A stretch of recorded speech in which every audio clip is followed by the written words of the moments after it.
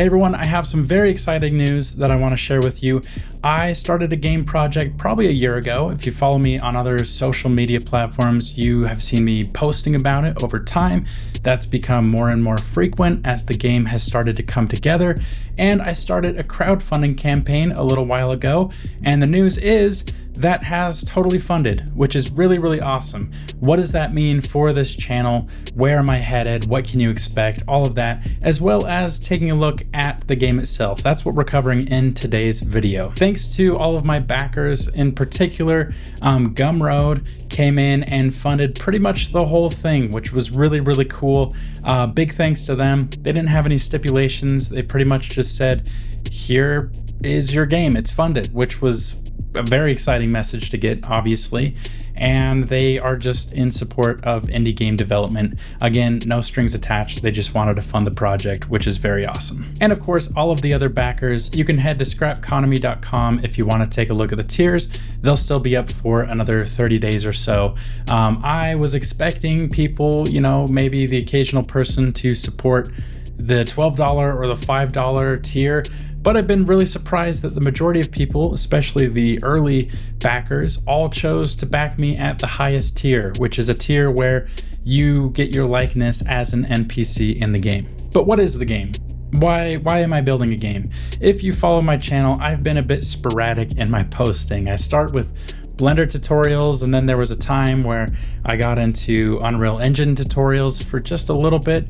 Then I went back to Blender tutorials, and my Blender content has changed over time. My production style has changed. I went for more of a first-person game production style, and then I created an episode in a series that looked like a first-person game, but it was using Blender. It was really confusing to some people. And then I created a tool, most recently in Blender, that allows you to kind of have third-person game functionality in Blender, and that confused people even more because they're wondering, what are you doing? Why are you making Blender look and feel like a game?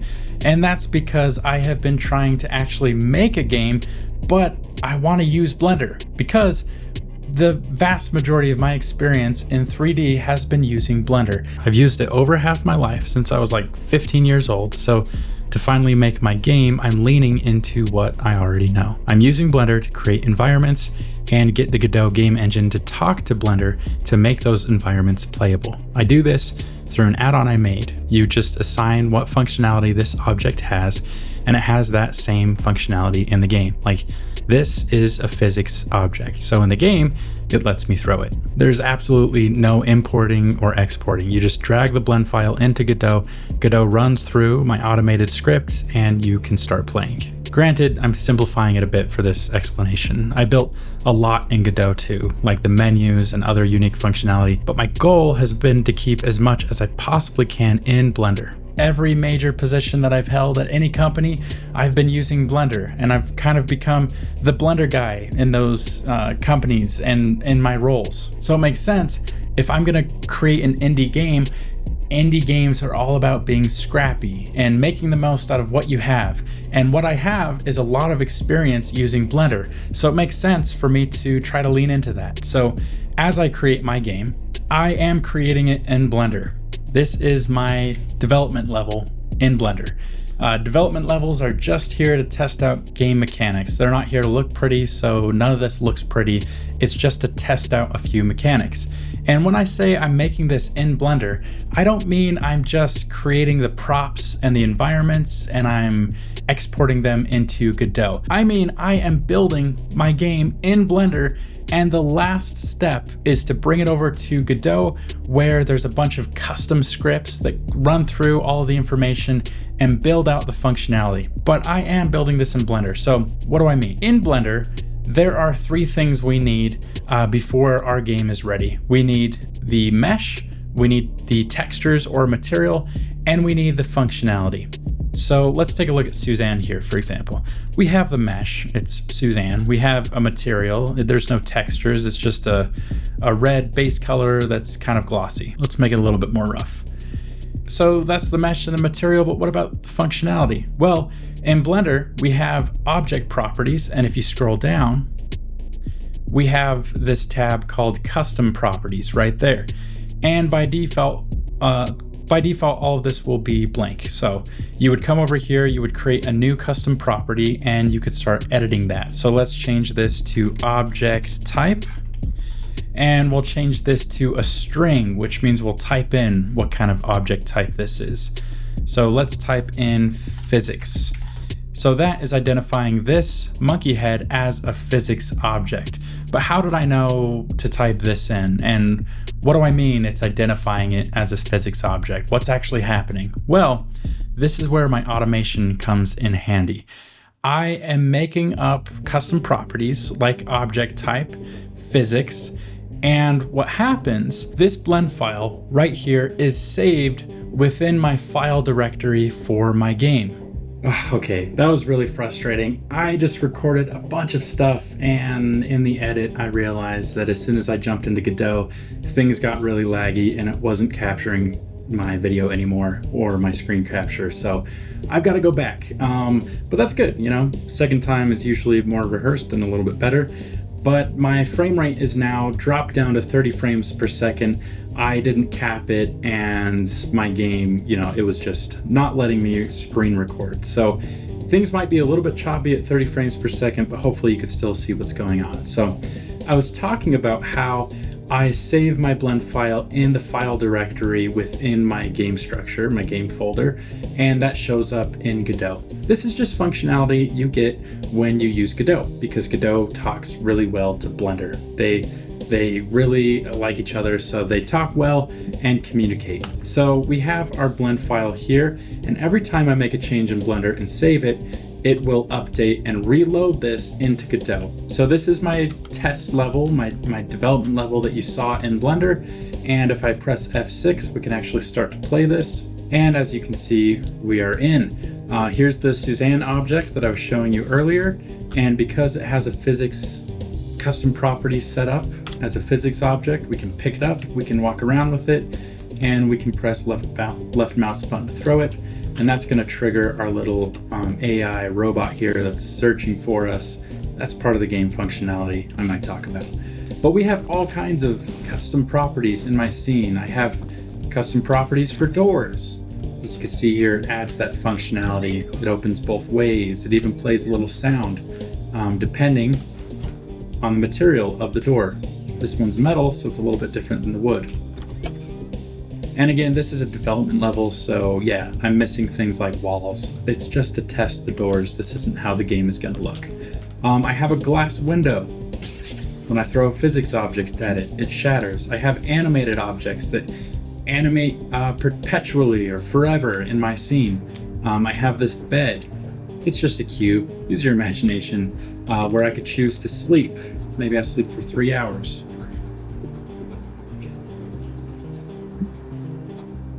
There you go, that's some functionality for the game.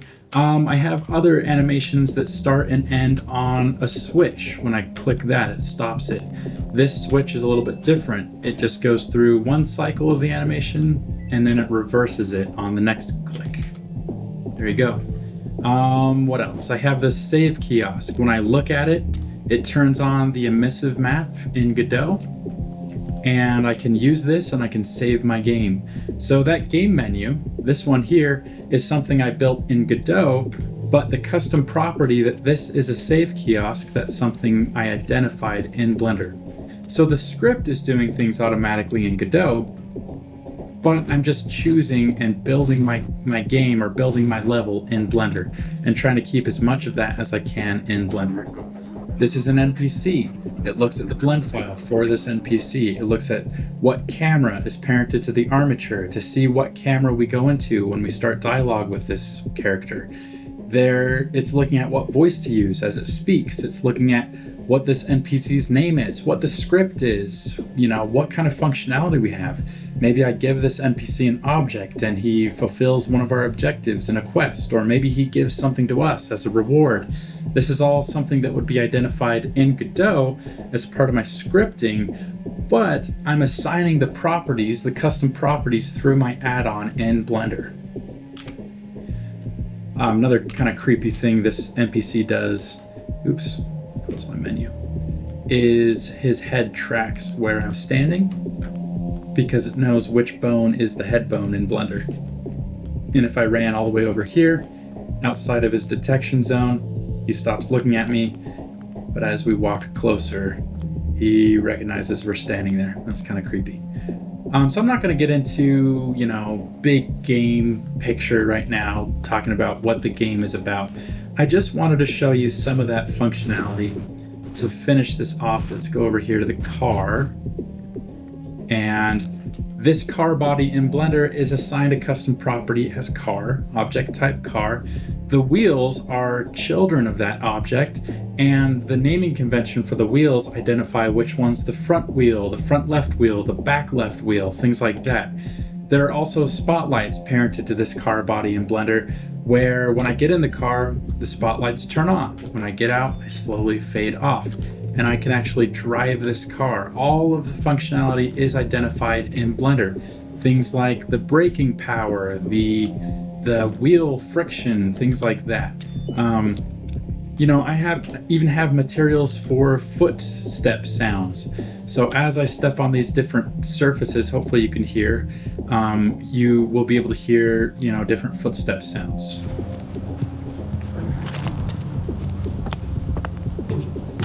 There you go. Again, this is a development level. Nothing is very pretty. It's just to get some things out into the world so I can start to test them. All right, so let me just wrap things up by talking a little bit about indie game development in general and what I've learned along the way. So indie development isn't about making any game in the world. I can't make any game. I can make my game. I have to focus on areas that I'm strong at and that I have a lot of experience in. So for example, I have built a whole pipeline around my Blender to Godot workflow because I want to spend as much level design time as I can in Blender and kind of save the scripting and all of that, make it as automated as I can, because I don't want to spend a lot of time scripting every little object. I want to create templates, I want to create automations, I want to create in Blender, and I want it to be ported over to Godot automatically. So that's one area that I focus on. Another area I have a lot of experience is in environment art. So my game is a 3D game, and it's very environment centric. I tell the story through characters and my environment. That's part of my strength and why I chose to make this kind of game. But if you have different strengths, different experience, your game is going to be completely different. Take Morten, for example. He's making Maskborne, a 2D platformer that's wildly different in style and gameplay than my game. He's in early phases, but it's already looking amazing. This is just his test level where he's developing things like movement mechanics and enemy pathfinding. It's still made in the same open source engine Godot, but he's playing to his own strengths and the strengths of his small team of 2. He's also learning a ton as he goes and is sharing his own journey on his own devlog, which I've linked below. So definitely go check out Morten's devlog. He is a great example of someone who's leaning into his own strengths and the strengths of his small team to make a game that I can't make, but's unique to the story that he's trying to tell. So if you are similar to me, if you have a lot of experience in Blender and you're interested in making a game with this Blender to Godot workflow that I've built, then follow this channel. You can go check out scrapconomy.com. You can look at the perks or the different, backing tiers if you're interested in actually supporting the game or pre-ordering it. Or, there's still some spots if you want to become a permanent character in the game world, you can still do that. But whether or not you back this project, I just want to be clear that I am still creating this game and I'm still creating training material and behind the scenes content for free as I go. And the reason that I'm doing that, whether you donate or not, is because I am a big advocate for open source. My whole career exists because of open source software, and the knowledge that I have in that career is in large part thanks to people sharing information openly from a global community online. So I really believe in that global community, and I believe in sharing openly because it's not just about making a game and selling copies, although that's huge because that supports me going forward into the next project. What I'm really here for is because my whole career exists because of open source software. So that's a look at where this channel is going. whether you back this project or not. Expect more devlog content and tutorials.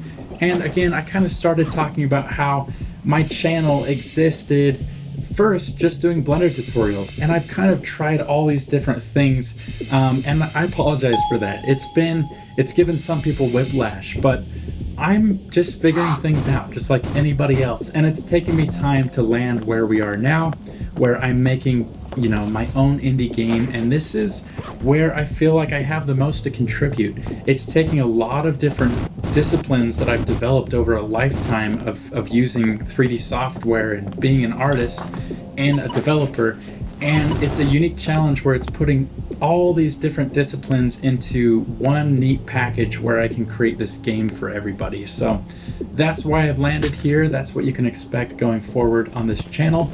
Thanks for checking out this channel. Thanks for checking out my video. Please subscribe, like the video, and go check out my project. Whether or not you back it, you can still expect free tutorial content going forward. And just one more thanks to everyone who's backed this project so far. And thanks to Gumroad for the huge donation that made such a big difference in this campaign. All right, I will see you in the next devlog. Thanks.